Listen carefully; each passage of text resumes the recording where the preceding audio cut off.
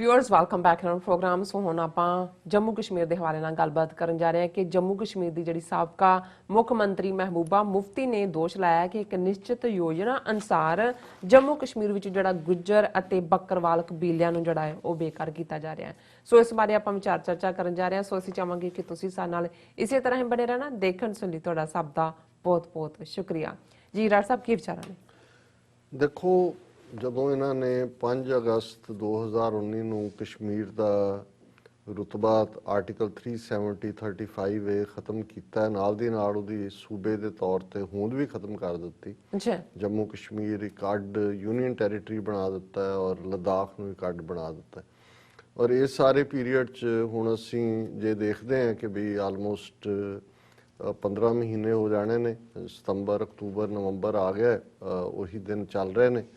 ਔਰ ਕਿਵੇਂ ਉੱਥੇ ਉਹਨਾਂ ਨੇ 3 ਡਰਟੀ ਡੀਜ਼ ਜਿਹਦਾ ਅਸੀਂ ਪਹਿਲਾਂ ਵੀ ਜ਼ਿਕਰ ਕੀਤਾ ਹੈ ਵੀ ਡੈਮੋਗ੍ਰਾਫੀ ਚੇਂਜ, ਡੀਲਿਮਿਟੇਸ਼ਨ ਔਰ ਰੀਡਿਸਟ੍ਰਿਕਟਿੰਗ ਜਿਹੜੀ ਹੈ ਉਹ ਡੋਮਿਸਾਈਲ, ਉਸ ਦੇ ਥੱਲੇ ਉਹਨਾਂ ਨੇ ਉਹਨਾਂ ਦੀ ਕਿ ਆਬਾਦੀ ਬਦਲ ਦਿਓ ਔਰ ਇਹ ਜਿਹੜੀ ਮੁਸਲਮਾਨ ਮੈਜੋਰਿਟੀ ਸੂਬਾ ਹੈ ਇਹਨੂੰ ਹਿੰਦੂ ਮੈਜੋਰਿਟੀ 'ਚ ਕਨਵਰਟ ਕਰ ਦਿਓ। ਜੋ ਯਤਨ ਪੰਜਾਬ ਦੇ ਵਿੱਚ ਵੀ ਇਹਨਾਂ ਨੇ ਕੀਤਾ ਜਾਂ ਕਰ ਰਹੇ ਨੇ।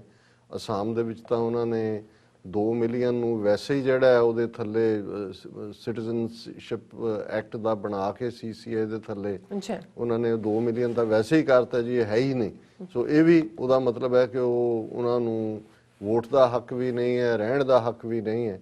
ਸੋ ਇੱਥੇ ਜਿਹੜਾ ਉਹ ਨਵੇਂ ਇੰਨੇ ਕੁ ਲਿਆ ਕੇ ਵਸਾ ਦਿਓ ਕਿ ਵੀ ਅਲਟੀਮੇਟਲੀ ਜਿਹੜੀ ਹੈ ਉਹਨਾਂ ਦੀ ਮੈਜੋਰਿਟੀ ਖਤਮ ਹੋ ਜਾਏ ਮੁਸਲਮਾਨਾਂ ਦੀ। ਔਰ ਹੁਣ ਇਸ ਪੀਰੀਅਡ 'ਚ ਜਦੋਂ ਕਿ ਇੱਕ ਪਾਸੇ ਹੈ ਜੀ ਸਿਆਸੀ ਧਿਰਾਂ ਗੁਪਕਰ ਫਲਾਣੀ ਡੈਕਲੇਰੇਸ਼ਨ ਬਣ ਗਈ, PDP ਫਲਾਣਾ ਆ ਗਿਆ, ਡਿਸਟ੍ਰਿਕਟ ਲੈਵਲ ਦੀਆਂ ਇਲੈਕਸ਼ਨਸ ਆ ਗਈਆਂ।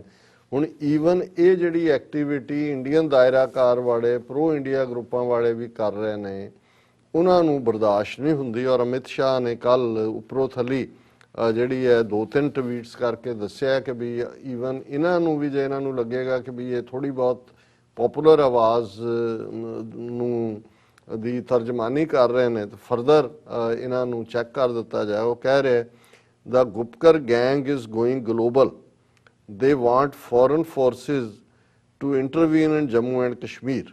The Gupkar gang also insults India's tricolor, or they should make their stand crystal clear to the people of India। ਇਹ ਅਮਿਤ ਸ਼ਾਹ ਕਹਿ ਰਿਹਾ ਹੈ ਕਿ ਇਹ ਜਿਹੜੀ ਇਹਨੂੰ ਗੁਪਕਰ ਗੈਂਗ ਕਹਿਣਾ ਸ਼ੁਰੂ ਕਰ ਦਿੱਤਾ ਹੈ ਕਿ ਵੀ ਇਹਨਾਂ ਇਹ ਤਿਰੰਗੇ ਦੀ ਬੇਹੁਰਮਤੀ ਕਰ ਰਹੇ ਨੇ। ਕਿਉਂਕਿ ਮਹਿਬੂਬਾ ਮੁਫਤੀ ਸਾਬਕਾ ਚੀਫ ਮਿਨਿਸਟਰ ਨੇ ਕਿਹਾ ਸੀ ਵੀ ਉਦੋਂ ਤੱਕ ਉਹ ਤਿਰੰਗਾ ਹੱਥ 'ਚ ਨਹੀਂ ਫੜੇਗੀ ਜਦੋਂ ਤੱਕ ਉਹਦੇ ਦੂਸਰੇ ਹੱਥ 'ਚ ਆਜ਼ਾਦ ਰਿਆਸਤ ਕਸ਼ਮੀਰ ਦਾ ਝੰਡਾ ਨਹੀਂ ਹੁੰਦਾ, ਜਿਹੜਾ ਕਿ 5 ਅਗਸਤ 2019 ਤੋਂ ਪਹਿਲਾਂ ਸੀ।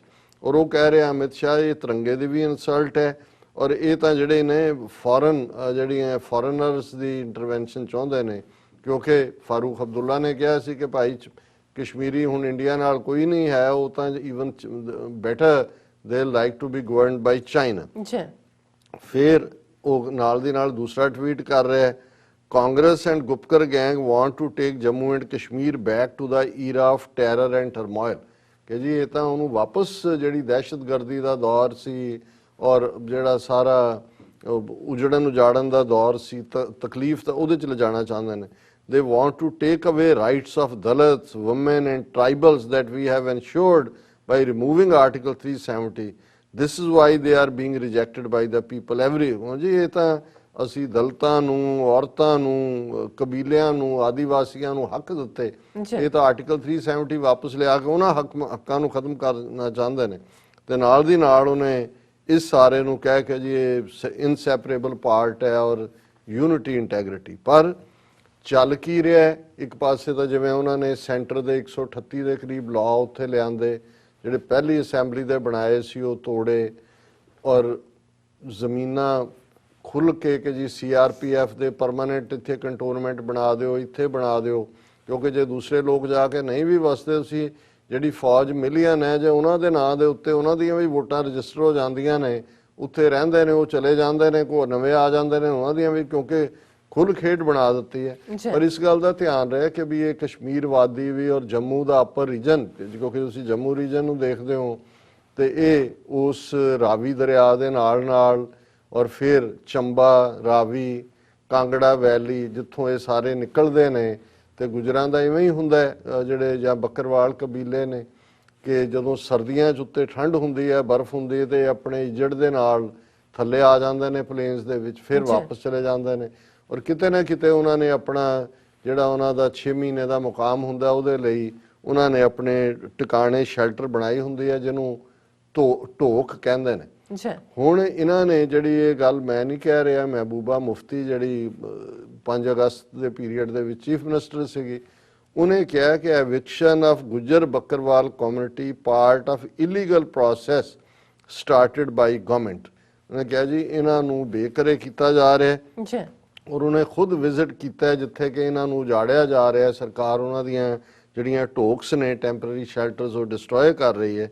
ਸੋ ਉਹਨੇ ਪਹਿਲਗਾਮ ਸਾਊਥ ਕਸ਼ਮੀਰ 'ਚ ਗਈ ਔਰ ਅਨੰਤਨਾਗ ਡਿਸਟ੍ਰਿਕਟ ਦੇ ਵਿੱਚ, ਔਰ ਉੱਥੇ ਉਹ ਉਹਨਾਂ ਨੂੰ ਮਿਲੀ ਔਰ ਉਹਨੇ ਕਿਹਾ ਕਿ this is part of illegal process started by the central government in Jammu and Kashmir after the abrogation of Article 370, under which the people who live here like nomads, Gujars, Bakarwals, whose forefathers have been living here for centuries are being evicted।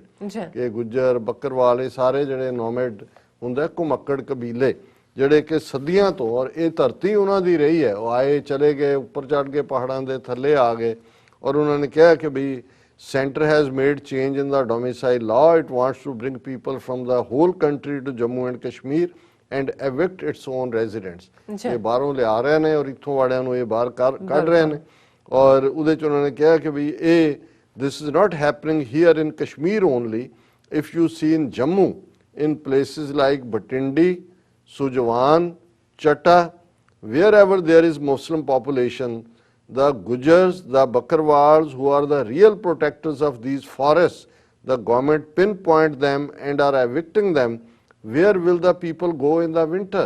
ਉਹਨਾਂ ਨੇ ਕਿਹਾ ਵੀ ਕੱਲਾ ਇਹ ਕਸ਼ਮੀਰ ਵਾਦੀ 'ਚ ਨਹੀਂ ਹੋ ਰਿਹਾ, ਬਹੁਤਿਆਂ ਨੂੰ ਲੱਗਦਾ ਵੀ ਉੱਥੇ ਬਰਫ਼ ਜ਼ਿਆਦਾ ਪੈਂਦੀ ਹੈ ਤੇ ਉਹ ਉੱਥੋਂ ਹੀ ਕੱਢ ਰਹੇ ਨੇ, ਕਿਉਂਕਿ ਇਹਨਾਂ ਦੀ ਗੁੱਜਰਾਂ ਦੀ ਜ਼ੁਬਾਨ ਵੀ ਗੋਜਰੀ ਬੜੀ ਨੇੜੇ ਹੈ। ਜੇ ਤੁਸੀਂ ਗੋਜਰੀ ਨੂੰ ਮੈਂ ਜਦੋਂ ਧਿਆਨ ਨਾਲ ਸੁਣਦਾ ਹਾਂ ਤੇ ਮੈਨੂੰ ਇਹ ਪੰਜਾਬੀ ਦਾ ਇੱਕ ਡਾਇਲੈਕਟ ਲੱਗਦਾ, ਔਰ ਇਹ ਬੜੇ ਭਲੇ ਲੋਕ, ਚੰਗੇ, ਆਪਣੀਆਂ ਇਹਨਾਂ ਦੀਆਂ ਕਨਵੈਨਸ਼ਨਸ ਉਵੇਂ ਹੀ ਰਹਿ ਰਹੇ ਨੇ ਜਿਵੇਂ ਉਹਨਾਂ ਦੇ ਫੋਰਫਾਦਰ ਸੀ, ਔਰ ਬੜੇ ਪੀਸਫੁਲ ਕਿਸਮ ਦੇ ਲੋਕ। ਔਰ ਜਿੱਥੇ ਰਹਿੰਦੇ ਨੇ ਉੱਥੇ ਵੀ ਕੋਈ ਇਹਨਾਂ 'ਚ ਤੁਹਾਨੂੰ ਕ੍ਰਿਮੀਨਲ ਟ੍ਰਾਈਬ ਨਹੀਂ ਨੇ, ਲੇਕਿਨ ਕਿਉਂਕਿ ਜੇ ਹੁਣ ਹੈ ਤਾਂ ਮੁਸਲਮਾਨ ਨੇ, ਤੇ ਜੇ ਮਕਸਦ ਇਹਨਾਂ ਦਾ ਇਹ ਹੈ ਕਿ ਵੀ ਕਸ਼ਮੀਰ ਨੂੰ, ਜੰਮੂ ਕਸ਼ਮੀਰ ਨੂੰ ਪਹਿਲਾਂ ਤਾਂ ਉਹਨਾਂ ਦੀ ਟੈਰੀਟਰੀ ਬਣਾਤਾ, ਹੁਣ ਲੱਦਾਖ ਜਿਹਨੂੰ ਬਹੁਤ ਸਾਰਿਆਂ ਨੂੰ ਇਵੇਂ ਪ੍ਰੀਚ ਕੀਤਾ ਜਾਂਦਾ ਵੀ ਜਿਵੇਂ ਲੱਦਾਖ ਦੇ ਵਿੱਚ ਬੁੱਧਿਸਟ ਹੀ ਸਾਰੇ ਹੋਣ।